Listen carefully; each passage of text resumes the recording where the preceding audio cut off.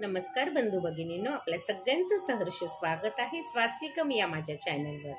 आज मी आपल्यासाठी सवित्र भक्ती विजयसार ही कथासार घेऊन आलेली आहे। याच्यामध्ये निरनिराळ्या संतांची याबद्दल सगळी माहिती आहे।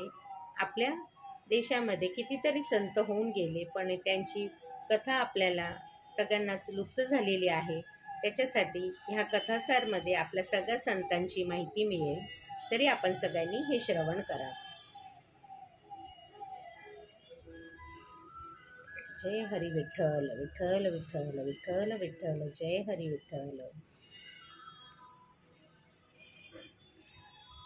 सगळ्यात आधी आपण विठू रुक्माईला नैवेद्य अर्पण करूया।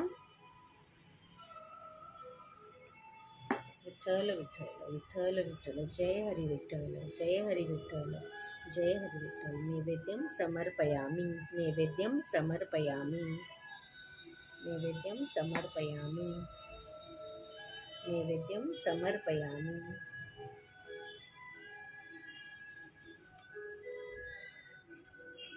अध्याय पहिला, भक्तांची अवतार घेण्याची योजना।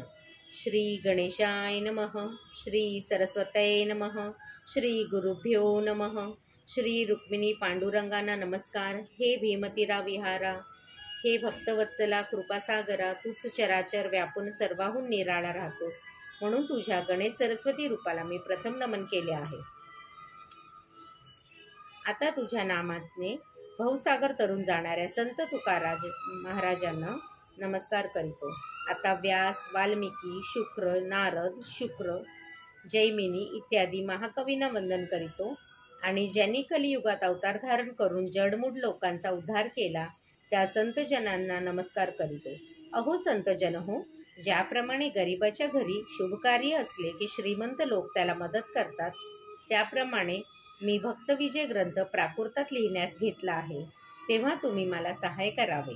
मी मतिमंद, नाही काव्य वाचले, नाही पुराणे वाचली, संस्कृत भाषा तर मला येतच नाही, मी कसली ग्रंथरचना करणार? पण भक्तचरित्रे वर्णन केली तर श्रीहरी प्रसन्न होतो असे भविष्योत्तर पुराणात ऐकले, म्हणून मोठे धाडस करीत आहे। म्हणून मला श्रद्धा आहे, भक्तचरित्रे वर्णन करण्यास तोच मला सहाय्य करेल। मला व्युत्पत्ती, व्याकरणे, शास्त्रे येत नाही। संत एकनाथ महाराज, नामदेव, मुक्तेश्वर, वामन पंडित, श्रीधर, बोधराज, रामदास, गणेशनाथ, केशवस्वामी, कबीर यांच्यासारखी प्रासदिक जनोद्वारक रसाळवाणी माझी नाही।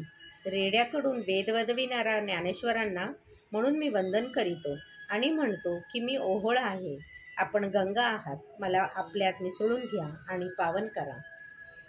कल्पतरूच्या तळी बसलेला दरिद्र कसा राहील, म्हणूनच भक्तजन चरित्रे सांगेन तर हरी प्रसन्न होणार, यात काय नवल। आमचे कुलगोत्र वसिष्ठ, आणि वसिष्ठ ऋषींना वंदन करीतो। आमच्या आईवडिलांचे दोन्ही कुळांचे दैवत एकच, ते म्हणजे रुक्मिणीकांत। त्याची उपासना करतात, सर्व देवांची उपासना होते। पृथ्वी प्रदक्षिणा केली की सर्व तीर्थाटने होतात, समुद्राचे पूजन केले तर नद्या संतुष्ट होतातच, गरुडाला नमन केले तर इतर पक्ष्यांना नमन होतेच, तशी पंढरीनाथाची उपासना केली की इतर सर्वांची उपासना होतेच।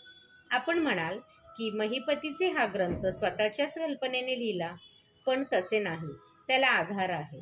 उत्तर प्रदेशात नाभाजी हा थोर संत ब्रह्मदेवाचा अवतार आहे, त्याने ग्वालेरी भाषेत संतचरित्रे लिहिले आहेत। मानदेशात उद्धव चिद घनाने भक्तचरित्रे लिहिली आहेत। या दोन्हींचा समन्वय करून मी भक्तविजय ग्रंथाला आरंभ करीतो।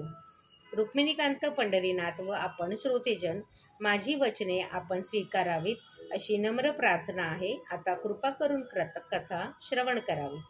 श्रीकृष्ण अवतार समाप्त झाला, कलियुगाचा प्रादुर्भाव झाला, यज्ञ याग उडाले, सत्याचा लोप झाला, विप्रांचा अधपात झाला, वर्णाश्रम धर्माची घडी मोडली, राजे व प्रजा दुराचारी झाले, स्त्रिया, साधू, भक्त, संत यांचा छळ होऊ लागला, सर्वत्र पाप वाढू लागले, धरती कंपायमान झाली।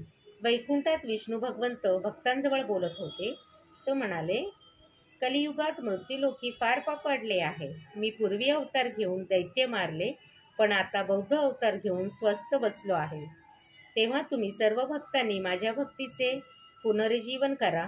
माझ्या विविध क्षेत्रांना उजाळा द्या. पूर्वी रामावतारात वानर होऊन व गोकुळात गोपगोपी होऊन देवांनी माझे कार्य केले. आता भक्तांच्या रूपाने कीर्तन करून नाममहिमा वाढवून लोकांना सन्मार्गावर लावावे.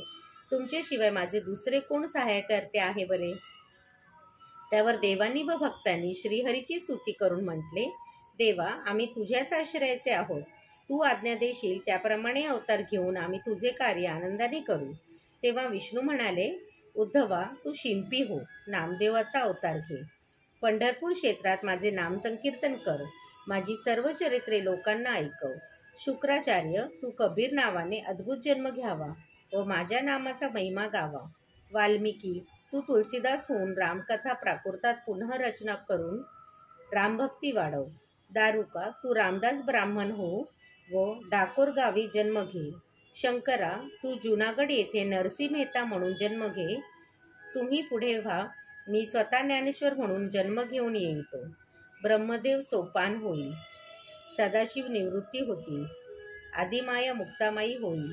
विष्णूने असे सांगताच देवानी व भक्तांनी त्याचा जय जयकार केला व म्हटले, आता आम्हाला वैकुंठ व स्वर्गलोक यापेक्षा मृत्यूलोक जास्त आवडू लागेल, कारण स्वतः तुम्ही ज्ञानेश्वर रूपाने तेथे येणार.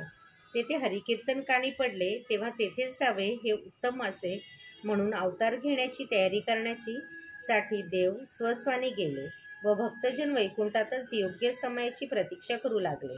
व्यासांनी भविष्योत्तर पुराणात लिहिले आहे की कलियुगात भक्त अवतार घेऊन नीच योनीतूनच लोकांचा उद्धार करतील. आता पुढील अध्यायात जयदेवाचे चरित्र वर्णन करणार आहे, ते श्रवण करावे. विठ्ठल विठ्ठल जय हरी विठ्ठल, विठ्ठल विठ्ठल जय हरी विठ्ठल. हरे कृष्ण कृष्ण कृष्ण हरे हरे.